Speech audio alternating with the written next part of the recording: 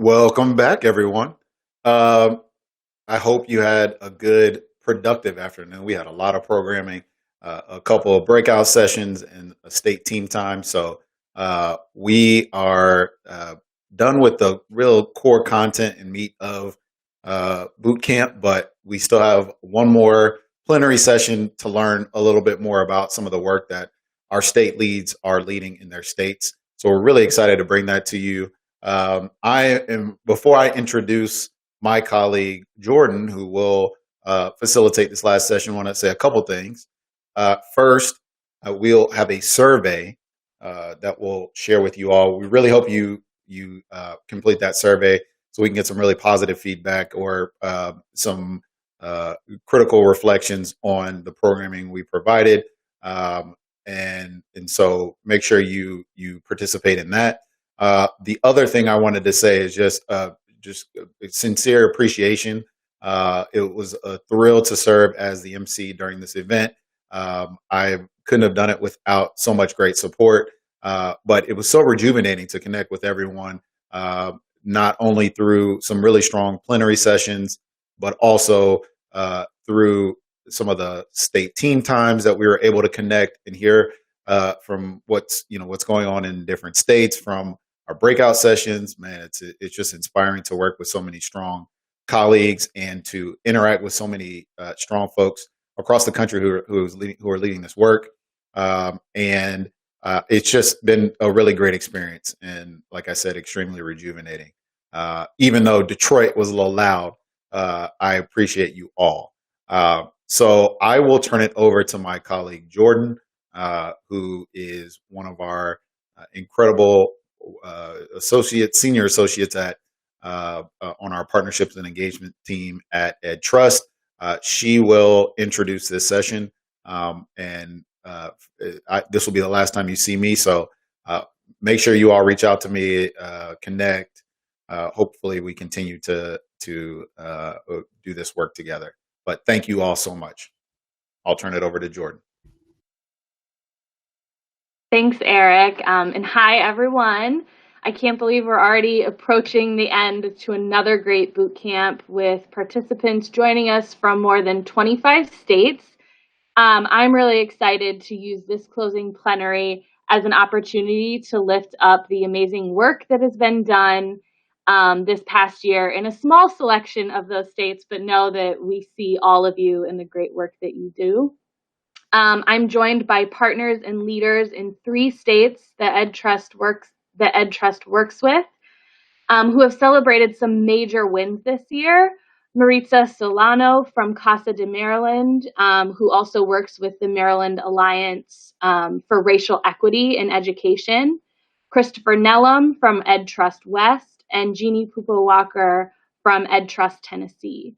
I'm excited to hear an overview of the successes these advocates have had this year, what it took to achieve those wins, the roadblocks they may have hit, and their plans moving forward. I encourage you all to stay active in the chat while these 3 are talking, and ask any questions or just do the great shout outs that you do. With that, I'm going to turn it over to Maritza. So good afternoon, everyone. I'm glad to be here today to share a great victory with all of you that we had. I know some of my coalition members are already sending shout outs in the chat. So woohoo, Maryland. We are just closing this week another legislative session, and have been hard at work to make sure that educational equity is achieved for the students that we serve and represent in the work that we've been doing and in the coalition that we've been working in. As Jordan mentioned, my job is Director of Education for CASA. We are the leading immigrant and working class rights organization in the state of Maryland. But we are also part of the Maryland Alliance for Racial Equity in Education, which was founded in 2017 with the support of our education trust partners. And we're a coalition that at the beginning was anchored by the ACLU of Maryland, the Greater Baltimore Urban League, the NAACP State Conference, and have transitioned now to include individual activists and other organizations representing civil rights groups across the state. And we were brought together by the creation of the Kirwan Commission, which was an impactful education reform initiative in our state to change the outcomes of students in Maryland and to really refocus how we have, what investments were going on in the state around education. And while other coalitions were formed to inform the recommendations and policies of the Kirwan Commission, one of the unique things about Marie, as we call it, was that we were explicitly talking about how do we change the trajectory of Black and Brown students in our state. Because the data was showing us that they were the ones who were not receiving the services and the education that they needed in order to be successful and to be ready for college and career. And so we took it, just made it the center of our work was to make sure that that the voices and experiences of Black and Brown students were at the center of the recommendations that came out of the Kirwan Commission and that would later turn into the blueprint for Maryland's future, which is sort of the highlight for us, is, you know, an additional $3 billion in investments in education. And we had targeted areas. There were different subgroups that the commission looked into, and they were included into 5 different areas, which you see 4 of them kind of here in this slide. And really, the investments are going to impact Black and Brown students the most, we think, in the future, and specifically around things that that we know from experience will be life-changing. And so increased investment in early education, investment in diverse teachers and leaders, expansion of community schools, strengthening college and career readiness for our most vulnerable populations. And we're very proud of that work. And we know that investments in early education are transformative, for example, but we wanted to make sure that that those dollars that were going into those areas had the guardrails that needed to be in place in order to make sure that our Black and Brown students were benefiting the most from those initiatives. And so we've as a coalition really fought for language to be placed into the blueprint for Maryland's future that included those guardrails and parameters through which these dollars would be invested in. And I think we did a lot in order to win this huge reform package. And I think for me, this is where I wanted to spend more of my time talking to you all about what we did was really to ensure that we had the relationships that we needed and that we trusted each other as organizations in order to center the experiences of Black and Brown students in any policy recommendations and direct engagement that we did with senators, with delegates in our state, to really center our conversations in that. And I think that that's been a key piece for us, is really building those relationships of trust and putting at the center who we're fighting for and why we're fighting for them. I think for CASA specifically, it was a a time we hadn't been talking about education as sort of a key policy issue or advocacy issue for us. But we were able to transform that pretty quickly, and really have a coalition that sees not just issues from one angle, but also from multiple angles and from multiple populations that are being served. Again, the data-driven recommendations and decisions were really important to us, with the support of course, the Education Trust, to get that data and to be able to make those recommendations and decisions, not just on something that we didn't know or we thought or had heard of, right? But actually concrete information that is respected, I think, and shows true change and where it can be made. And direct engagement, key for us. We did a lot of visits with key senators, key legislators who were really going to have impact on the decision making and the passage of the Kerwin bill.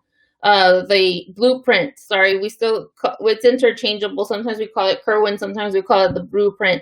And I think one of the takeaways from that direct engagement was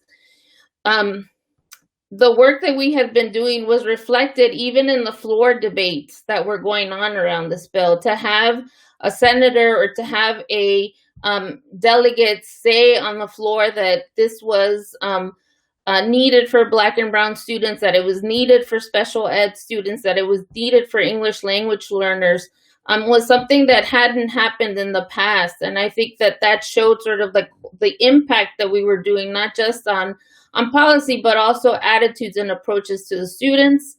And of course, continuous learning and revision for us has been important as a coalition, and to win this huge reform. I think one of the key roadblocks for us, though, has been the stance of the governor. The governor in Maryland has really made it a point to continuously say that he's already investing a lot of money in education, that the money isn't being used properly. But we really, evidence continues to show that is not the case, right? And in particular for Black and Brown students, that the money doesn't always follow them in the most impactful way. And so that has been a huge roadblock. We had to override the veto of last year's bill this year. And this year we also had to make technical changes to the bill. And successfully, we didn't get it to have the governor veto it. I think a lot of it has to do with the federal dollars also coming to support. But now, with these federal dollars, we're also getting nearly $4 billion in support for this that will help us implement this bill.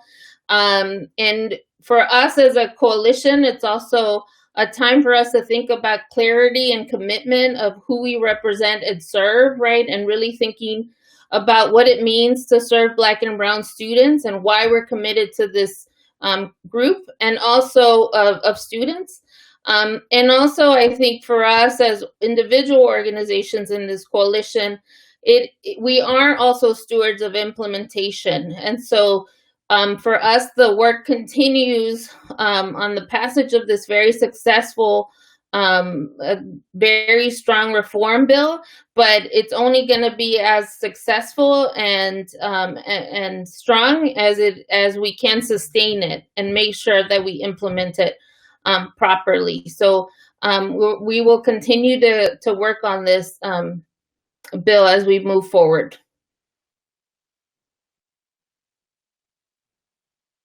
Thanks, Maritza. Let's bring Chris from Ed Trust West on to talk about California.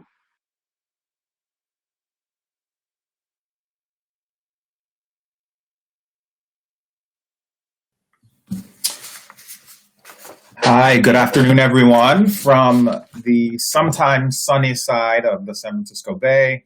I'm in Oakland, California. It's a real pleasure to be here with all of you today. I'm here to talk a bit about a win in California that has been many, many, many years in the making. I know that data is not the sexiest of topics, but it's certainly important, critically important to the work that we do around educational equity and understanding, what is happening, where it's happening in our states. Also, just situating a conversation about data in the experience we've all had over the last year surviving this pandemic. Data has been critical. It's been critical in most states to understand things like ICU rates and vaccination rates. And so data certainly, of course, is not the most exciting topic, I know, but I do want to share what has been a success here in California. And so one of the things, just to be clear, the win that we are reflecting on is that after probably a decade's worth, and I want to emphasize a decade's worth of advocacy, which for us is a reminder that sometimes the road to wins is windy and sometimes not as linear as I think some of us would hope. And so we are celebrating because it's been a long road, but we still have work to do. So the win is that the governor has finally, in his budget, proposed the creation of this data system. So I'll talk a little bit on the next slide about some of the tactics we've used, particularly in the last few years, but certainly over the last decade, as I mentioned. So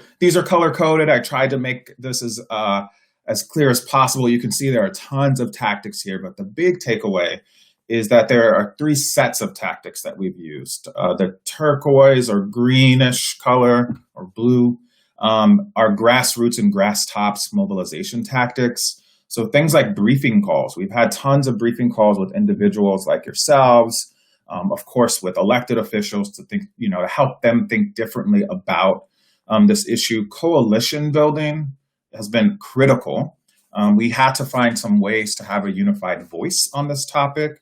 There's certainly some folks who are maybe more central to power in the state that are not as excited about data as we are. And so having a very solid, very tightly woven coalition has been central as we think about moving this work forward. And then, of course, we've done things like, calls to action and digital toolkits over the years that have been really, really helpful to us. The second big set of tactics is just direct engagement. Just talking with folks really goes a long way, as I'm sure all of you know. And so, of course, we've done some of the more, traditional things like sign-on letters and individual letters. We've done public comment, of course, but we've also had some really, really good conversations one-on-one with folks, negotiations about what this can look like, and helping people dispel myths and helping people dispel fears that they have about data.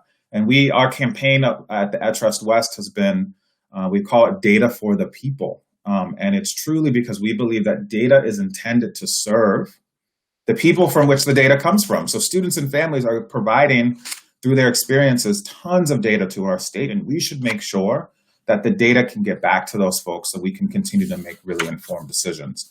The last set of tactics, of course, is communications on the on the previous slide. So, of course, things like earned media, blogs. We actually work with a lot of our partners from across the state, so community-based organizations. And we work together to write blogs, to write op-eds, to really help the public understand why data matters and why, as someone in the chat said, data actually can be sexy. And so we want folks in the public to engage with us. And then, of course, can't forget on the bottom right there, social media. Social media, our hashtag has been data, the number 4, the people. And so if you just go on Twitter, for example, you'll see that this conversation has been long going and really, really enthusiastic on social media. So, but there have been some roadblocks along the way. COVID certainly has been, as we looked at our budget this year, the state budget, this proposal is in the state budget this year. Our legislature is really focused, as they should be, on tying anything in the budget or on the legislative side to recovery. And so we have been really trying to, in the most authentic way possible, let folks know that data actually is part of recovery.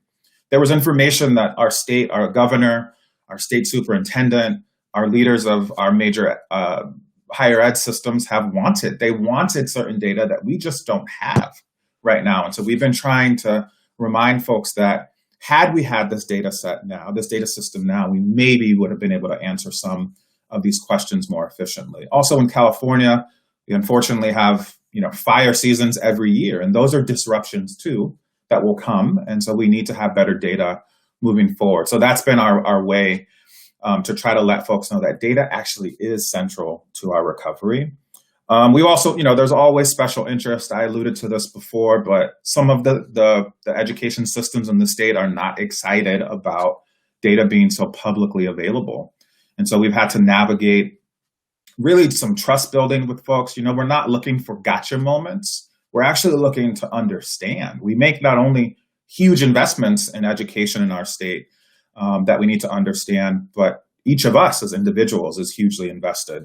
And of course, another, not roadblock per se, but a lesson learned is as the details have rolled out around this proposal, we had to work really, really hard to keep our coalition together. And we had some really hard conversations about, we want this to pass, but does that mean we don't raise concerns because we don't want to distract or detract from momentum?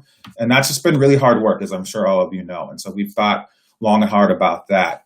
Just looking to the future, I know as I wrap up here, what does this victory mean? And what are we trying to focus on moving forward? For us, this means, again, a better understanding of what's working, what's not working, and specifically what's working and what's not working for Black and Latino, Indigenous, and Asian American Californians. We have to know what's working and what's not working, especially in the context of COVID and this pandemic, where we have seen inequities laid bare in a very different way than I think even in the last few years. Our goals in the future moving forward, of course, in the short term, to make sure that this proposal stays in the budget. And then, because data is not always sexy for folks, it's really important for us to make sure that there are tools connected to this data system. Are there things that counselors can use to help young people understand if they're college eligible, for example? We're also trying to make sure, as we move into the future, that students and families have a seat at the table. Right now, there are some proposals around advisory committees and decision-making bodies that we have worked really, really hard to make sure include representation from Black and Brown communities, and in particular from organizations that represent students and parents and families. So I'm happy to talk more with folks about this. I think our contact information is later in the deck, but welcome to share any lessons we've learned, and appreciate the time with all of you. Thank you, Chris, for laying out that very important work, and thank you for just the work that you do. The last state we're going to hear from is Tennessee, so let's bring Jeannie onto the stage. Good afternoon, everybody. Truly honored to be on this panel with Maritza and Chris. Big fans of both of them. Welcome to the closing plenary. I'm excited to be here on behalf of Team Tennessee, and I know a lot of our Tennessee folks are in the audience and have enjoyed the boot camp so far. I am here to talk briefly about an amazing win that we got recently in Tennessee. But I have to really start by giving a shout out to my good friend, Dr. Dyrese George, who runs, founder and executive director of Tennessee Educators of Color Alliance. And together, when we started the Education Trust in Tennessee office in January of last year, Dyrese was there walking side by side with us. And so we knew out of the gate we would be focusing on educator diversity in Tennessee, where we see an incredible disparity between students of color and the number of teachers of color in our classrooms. And so we together last fall launched an Educator Diversity Advisory Council, which is comprised of teachers, of some principals, of folks that work in HR and districts, and also some higher ed folks working in educator prep.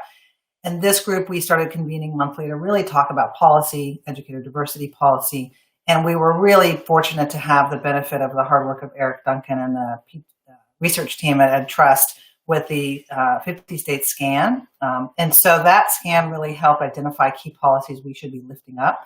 And we were also very fortunate that Dyrese was able to identify and begin to talk about a law that was passed nearly 30 years ago that requires districts to name the number actually to really track the number of teachers of color in their buildings. And at that time, they were called minority teachers. And so we knew that we needed to put some meat on that bone and really get some regulations and rules in place to make that happen. And so what happens here in Tennessee is a law is passed, and then our State Board of Education, which you see here on this slide, then begins to create rules around that legislation. And so we asked, and we were able to convene and train up, along with my colleague, Reggie White, the Educator Diversity Advisory Council members who are from across the state to meet with all of the state board members you see on this screen and really talk about why it's important to have policy that defines why educator diversity is important and how we have to get there. So they met with the state board members. This was in December, and in January, Dyrese was able to speak directly to them at a board meeting in December and lay out the data and make the case for a policy. And they had the first reading there on educator diversity policy. And then in February, the policy was passed unanimously. And on the next slide, you can sort of see the layout of what the policy requires, which is that LEAs or districts now have to set tangible goals year to year on increasing educator diversity in their districts. And the policy, which is linked here in the chat, is very specific about ways that districts can increase educator diversity and how they have to report it and track it and monitor it. And so we felt like the fact that this was a unanimous, the ruling was passed unanimously, really sent a signal to districts that it's time to get serious and that what gets measured gets done. So we are now in the process of working to develop a way to track and amplify and lift up districts' goals and where they are and where they need to go. And Dyrese and his team at Tennessee Educators of Color Alliance are now going to put together toolkits and ways to help districts be really thoughtful about increasing diversity in their districts. But we have a long way to go. When rules like this are passed, it's also just as important to monitor implementation and to lift up who's doing good work and to call out where we can see improvement. And so very, very proud of the work we've done. Certainly can't do it alone. And I want to also give a shout out to Dyrese as a member of our new Tennessee Alliance for Equity in Education and the work that we're doing to lift up educator diversity. Glad to share this story with you today. Thanks. Thank you, Jeannie. And thank you, Maritza and Chris, and all of your advocacy teams. Contact information for all those folks. If you have follow-up questions, please reach out. And please look at the links that were sent in the chat for all 3 states. Thank you all so much for coming back and listening to these state highlights. And I think we've got a closeout from Denise.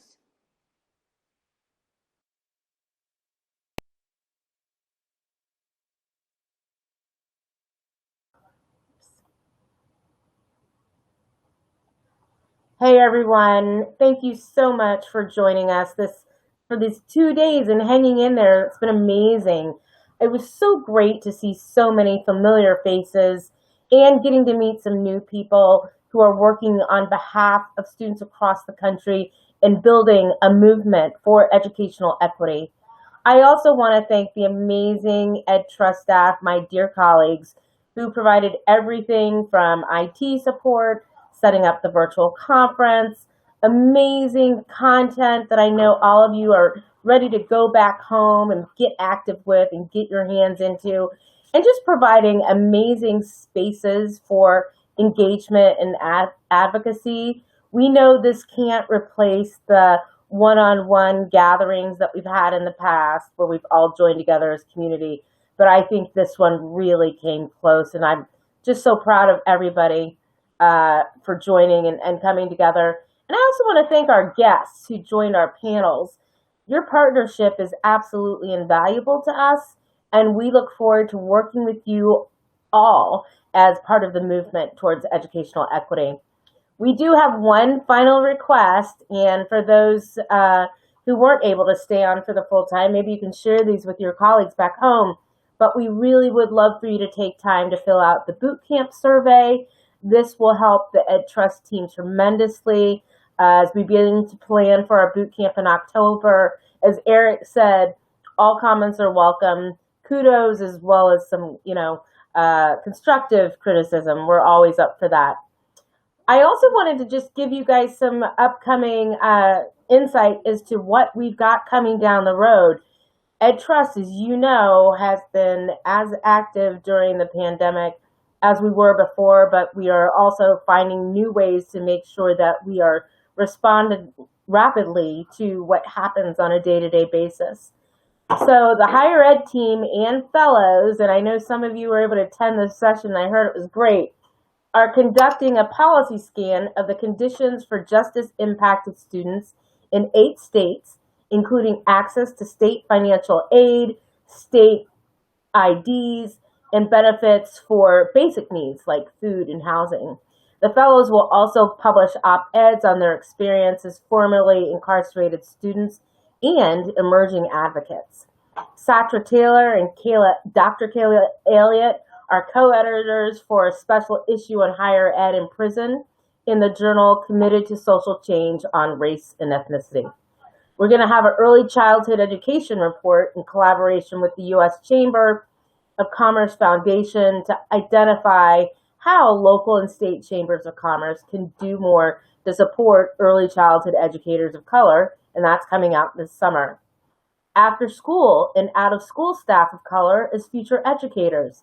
We're going to produce a report on how teacher prep programs of various types are or are not intentionally supporting diverse out of school time program staff, after school staff, in becoming full-time K-12 teachers. Super excited about that. That's coming out in May 2021.